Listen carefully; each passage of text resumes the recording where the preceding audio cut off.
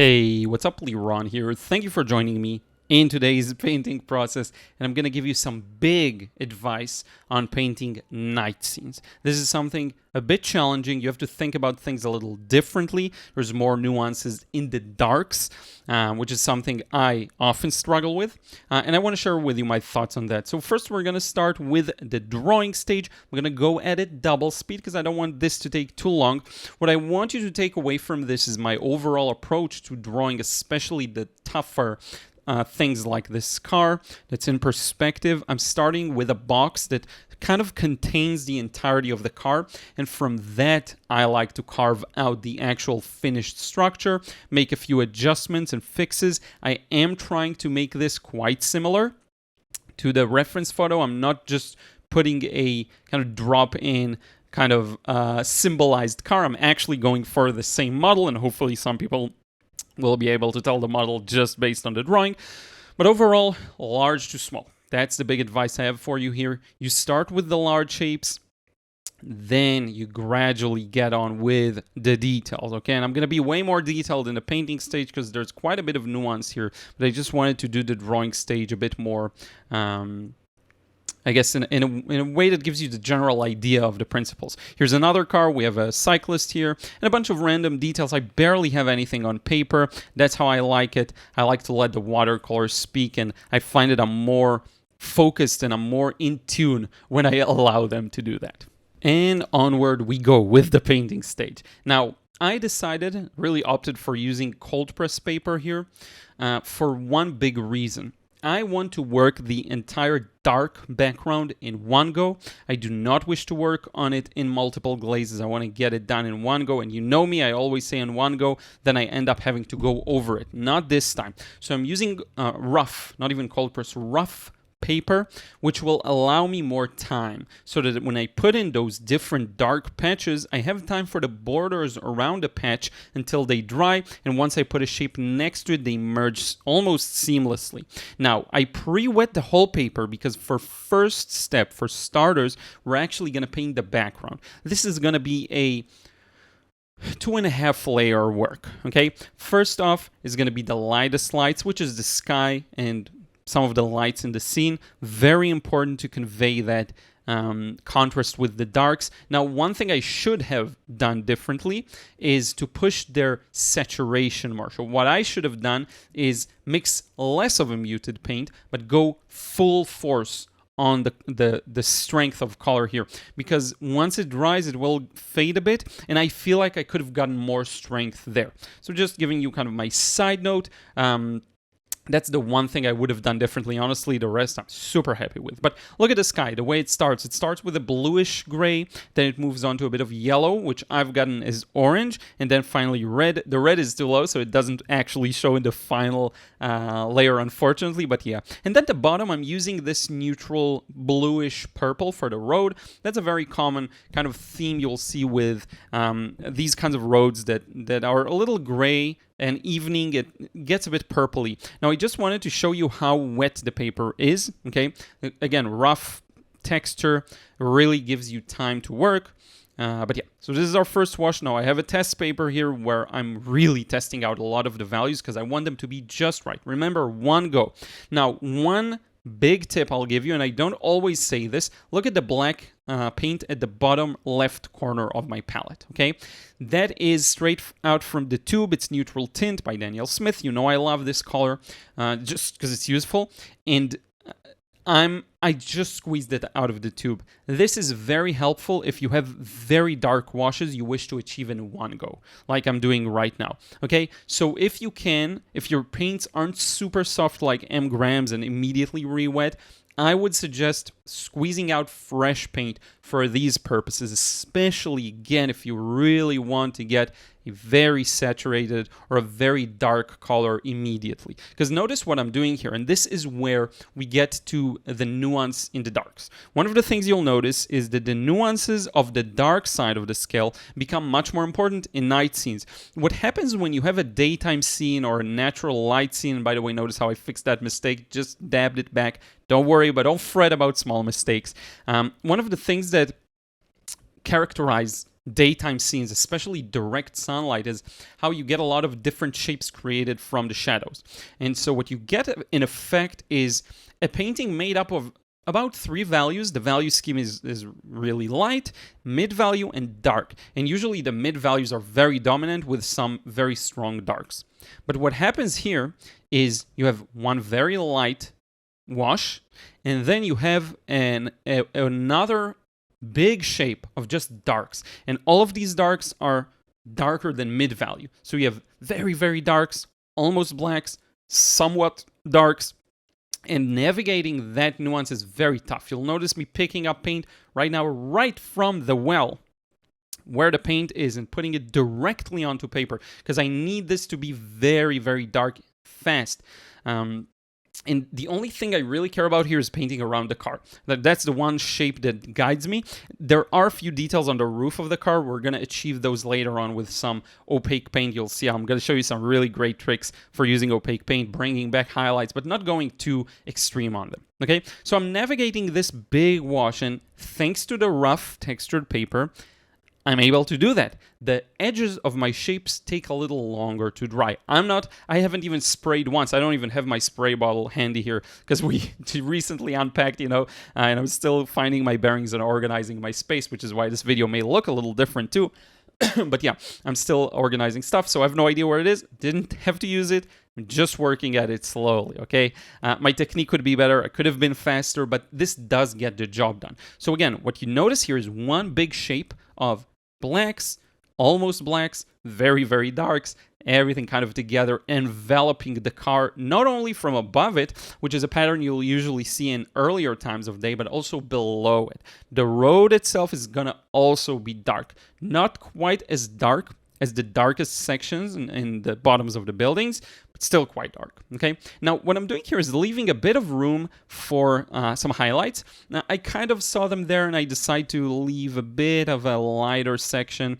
Not that important. It's one of those things that can be achieved with opaque paint later on, but I kind of felt like leaving it, and I actually think it turned out quite graceful, if you want to call it that way. It actually works, in my opinion. So now, you see, I finished with the middle and right section, and I can start traveling onto the left.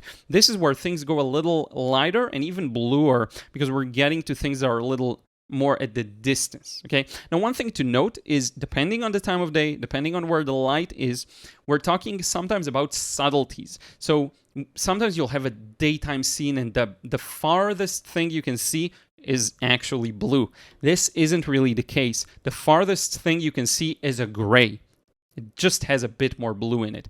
That's something you want to be very careful with, okay? One of the immediate signatures of amateur painting, which is nothing wrong with that, everyone starts amateur. But if you want to go beyond that, one of the trademarks of it is overly saturated colors and lack of attention to the nuance of how strong the color is, how dark the value is, how much have you muted the color, where it needs to be muted. All of these things, our brain looks at the scene and it knows something is off without us doing anything or telling it anything. It just knows, right?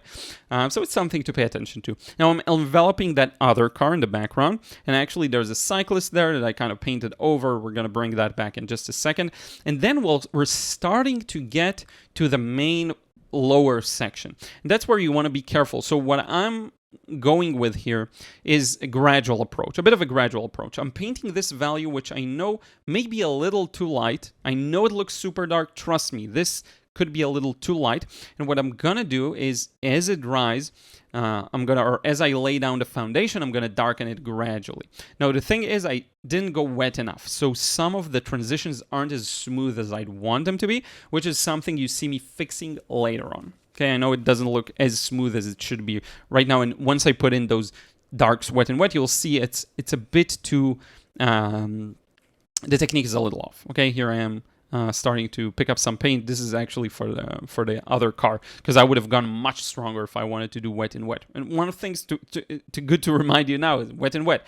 The mistake most people make is not going strong enough. Look at how strong I'm gonna have to go in just 1 second to actually get this to show. Okay, now the bottom of the background buildings thing is quite dark to contrast it with the road. So that's something you want to pay attention to. Again, maybe strengthen the contrast there. Maybe add a bit of darkness to these wet areas, the down, especially near the bottom. Okay, now these areas are still wet. Look at how important it was to build it up slowly, right? One thing that's fairly easy about this painting is how gray it is. So it's tough getting the nuances, but at least you don't have to match many colors. It's all just a hint of reddish gray and bluish gray and yellowish gray, and that's pretty much it. Now notice my timing again. Not early enough. Paint started to dry, so this darkness doesn't take with the wet and wet. Okay, the top part of the road started to dry. We're actually going to fix that later on once everything dries. There's really nothing to worry about there. Okay, so just rest assured, we're going to get it. And it wouldn't be a Liron video without a Mid-Vid Liron here, so just reminding you that I have a bunch of video courses you may find very useful on watercolor. One of them is the frustration-free watercolor course, very relevant to beginners and intermediate painters.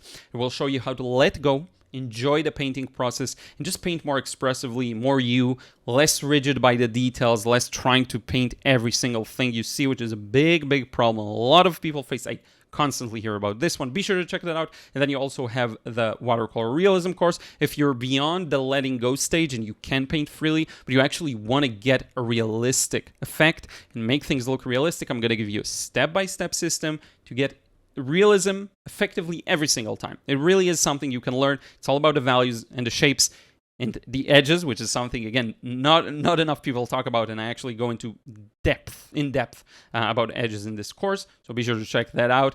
I will mention also there are some books on Amazon if you want to check these out as well. All the links are going to be in the description box below, and if you want to get a painting, go to lirongallery.com. I will thank you so much, and then we'll go back to the video. So, as we were, we'll continue with the process. I just love doing these quick commercial breaks, and we'll get to getting some details on that car. So right now we just painted around it, but most of the car, believe it or not, is quite dark, and we need to get that in. The car is an inherent part of the dark area of paper. It does have something very interesting going on there, and I was very proud when I took this picture. I was like, that's something I want to paint, and that is the highlights shown on its left side especially. It's just beautiful. And you'll see me, look at how wet the paper is. You can see by the bead, you can see how easily the paint beads at the bottom. You will see me leaving that area, and it's just a beautiful thing to behold. Now I'm painting around the taillights. So there are a few ways to do this. One is you can just go over everything and bring back the highlights. I did decide to paint around some of the highlighted areas and to take a more traditional light to dark approach where you just paint the lights, paint the mid-values, paint the darks. But notice how I'm working around those highlights, and that's a very important thing to do. And there's this tiny highlight right near the bottom there. Is key to leave there, because that's where there's this bump in the door or in the structure of the car, and that's actually a sign for the viewer's mind to say, oh, this is a car, or it's this model of a car, right? And then there are some darks on the bottom parts of the window, but look at what I'm doing. I'm still working with those mid values. This is pretty much the lightest values we painted after the first wash, not including the first wash, right? And I kind of merged it with the background. Now everything dried, and we will do the next step, which is to darken the road, as I mentioned, but very gently. So what am I doing here? I'm pre-wetting the paper, because what I want to get is a gradual darkening from top to bottom. And look at how gradual it's going to be. I'm starting with still quite a light paint, and especially creating this vignette effect, right? The edges in the bottom section especially. I don't know why this always happens, but the edges have the darkness creeping in. And what this does is that's just how the picture is, so I'm following it, but it also brings focus to the middle of the road, which is really cool. Now, if I were Joseph Zbukvic, I'd get this nice little directional line, but I'm actually going to get that later on, you'll see, by using opaque paint. Now, let's go over the car and start darkening everything that needs darkening. So I pre-wet this back window, back glass, and I'm injecting some wet and wet onto it. I'm actually going to lift back some of it because it creeped way too low, but then I messed this section up a bit, and I'll bring that back with some opaque paint, and you'll get to see some really cool opaque paint mixing. You'll see me mix blue with white. It's going to look super cool. okay? But what I'm doing right now is just building the structure of the car essentially and darkening everything that needs darkening, which is, by the way, pretty much everything, as you'll see me slowly build it up. Here's me lifting just a bit and continuing with the back side of the car, starting to push it to be a little darker. Just one moment. And this actually continues all the way to the left side of the car as well and connects to the tires. So you always want to have these connections in mind because it's one of those things that will make your painting, I want to say more palatable, but that's a funny way of putting it, setting aside the wordplay of palette. But it just makes it more of a painting. That's one of those things that it's not a replica of reality. It's not an attempt at replicating reality. It is a work of art. It is you conveying what you see, you conveying what you think, what you feel when you look at the scene, right? It makes it your own, which is something very important, and I know a lot of people struggle with. I will address that in some future videos and live streams, how to make it your own, because that's something I went through as well, by the way. So I'm going to put that shadow under the car. Luckily, this time I got the car to be tall enough. Sometimes I squeeze them a little too much. I don't leave enough room at the bottom, but this time I think I did a fine job. I'm going to go back with a very thin brush. This is a Levinson brush, by the way. It's going to be in just 1 second. I absolutely love my Levinson brushes. We'll put a link in the description box. There's going to be a page called freewatercolor.com/gear where you can see all of my tools and supplies. Their Levinson brushes are there as well. Tracy is a dear friend and creator. I did a live stream with him here. Just great, high quality, very comfortable to hold. So yeah. And the rest is Skoda brushes, which I like a lot. This particular plein air set, I had some issues with it, but the quality is really good. Just sometimes the two parts kind of disconnect, but the actual bristles and everything is really cool. So now I'm starting to set those taillights, the darker sections though, because remember, we'll have those fiery reds. We're going to add those later on, I promise you. I know everyone loves these, but first, we need to put in the mid values, kind of the mid to dark values. And I'm just painting around where these strong highlights are going to be. Patience, my friends. We will put everything in its order. Don't worry. And don't feel like you have to be in a hurry to finish a painting. Take your time. Finish it in multiple sessions. I was really excited about this one. And it's quite small, so I was able to finish it fast. But, don't feel like you have to finish a painting fast. Take your time. This line that I'm going to put right now came out way too thick, so I'm just going to lift it back with a bit of tissue. And then sometimes I'll draw a thinner line, but this time, look at it. Perfect. I don't need anything. Maybe I'll do it later. I don't remember. Now I'm going to extend this slightly darker shadow to the left side of the car, and you'll notice how everything falls into place, right? Now, one question I may get asked quite a bit is, why not just put this value first when I first painted the car? So there are a few reasons for that. One is it's easier to work with a wetter, lighter value in the first stages where you actually have to figure out where things are. That's the first thing. And then later on, you can add on top of that another dark wash, and you'll know exactly where to paint because you already did it. The second reason is the bottom. The bottom of the car is very dark. It's sometimes hard to make a transition between the top and bottom shadows and have it flow when you're worried about, painting fast and fast and fast. I eliminated a big part of that by doing it in 2 layers, right? And the second reason was I just didn't really think about it. I actually just knew that the next wash for me, based on how I know myself and how I know that I like to paint and that I get a good result, I need that in between. Sometimes it's just easier, right? And especially true for hot press paper, where it's very hard to get an even wash when you go dark immediately. You have to build it up, kind of like this painting right here. I thought I mirrored right here. I did it in multiple washes. It's very important. It's a big part of getting that flow. Now, we took this chance to darken some of the background there around the car in the background. Not really that important, but I kind of felt like a bit of strength was missing there, so I took that chance. And now, what do you see me pull out the tube for my designer's gouache? And I'm actually going to mix this on my palette together with my French Ultramarine. Look at what happens here. And a bit of Phthalo blue, by the way, too. What this is going to do is create a beautiful opaque blue for us to use. Because if you look at those colors in the back of the car, they're quite bluish. It's a very subtle thing, right? There's this highlight on the back of the car that I kind of missed, right?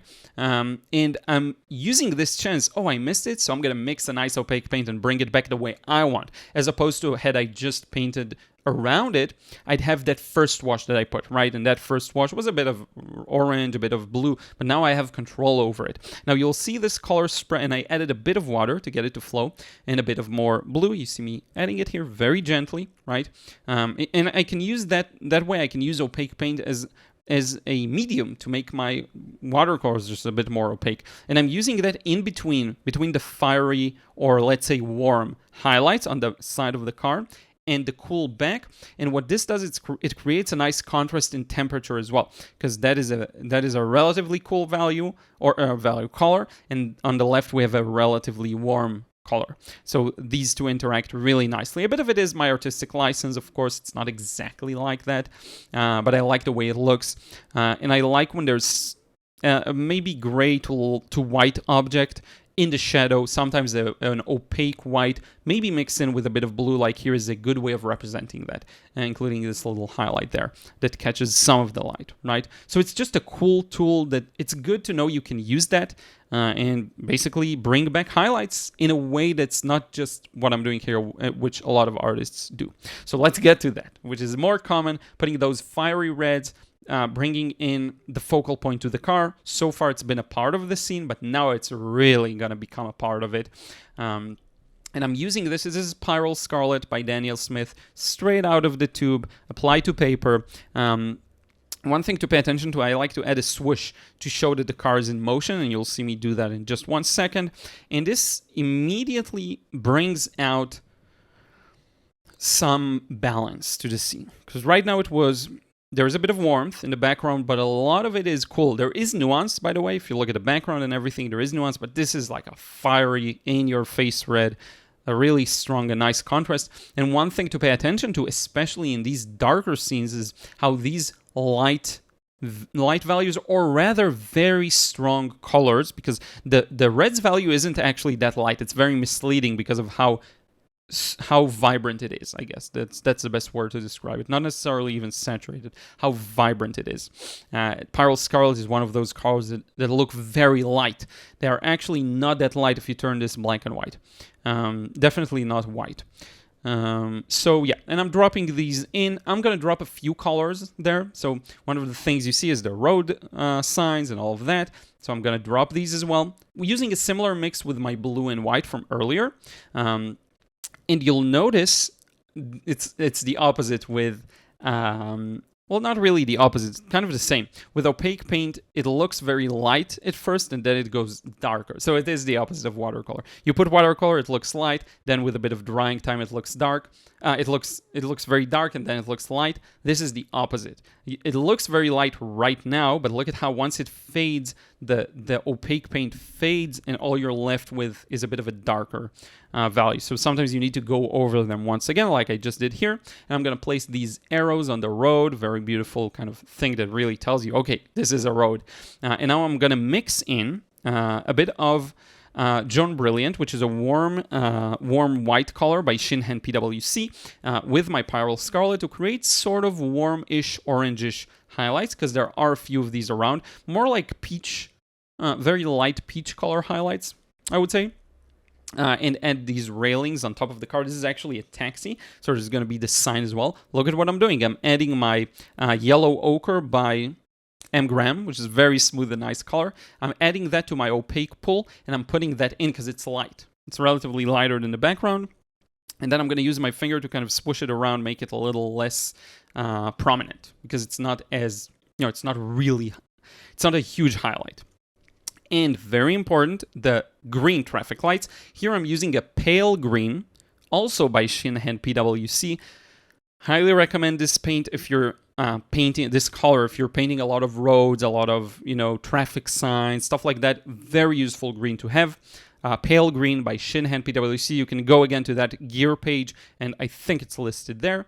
Just a very useful color, and very opaque relatively. These are watercolors. First, for the white, I used designer's gouache, but Pyral Scarlet is watercolor, John Brilliant is watercolor, and then this pale green is watercolor. Now I'm using this mix that I did of relatively dark yellow ochre to get the license plate, which is yellow here, but it's a dark yellow. Okay, don't let that mislead you. It's not. It's like a warm dark. Okay, so it's not really something super duper light. And I'm gonna put in some smaller taillights, and then this pattern of the car where the trunk opens, there's this nice little thing, and we are finally, I think, gonna sign this now. No tape to remove, but this is the final result. Let me show it to you up close. This is with my phone, so not the best quality, but I will show you in just a few seconds a scan so you can really see all the details and be impressed by them, hopefully. Here's the background. Let's pull out and change that into the scan. A very interesting scene that I enjoyed tremendously. I actually think the video does it more justice in how the painting looks, funny enough, compared to even the scan, because of the texture on the paper. It really plays around with the light of the scanner. But in any case, thank you so much for watching. I hope you gained some valuable tips for painting dark scenes. It's all about those big dark shapes, and sometimes it's very hard to navigate. It's also about the highlights within the dark shapes, right? Sometimes you'll have just completely darkness, no skies, nothing, and just a few highlights there that you'll add. A bit of a trickier scene, but I want you to use this opportunity to actually tackle something that scares you like I'm doing here. I'm going to continue doing it. I have big plans for what I want to do in watercolor. This is just one of them. This is actually still quite close to my current style. There will be more changes to come. We'll go with the flow. And yeah, thank you so much. Check out the courses, check out the books. Cannot thank you enough for doing this, because you enable me and allow me to do the thing I love. I don't mention it often, but I do have a Patreon if you want to just donate a small amount every month. That's highly appreciated. And we'll see you in the next tutorial. Take care.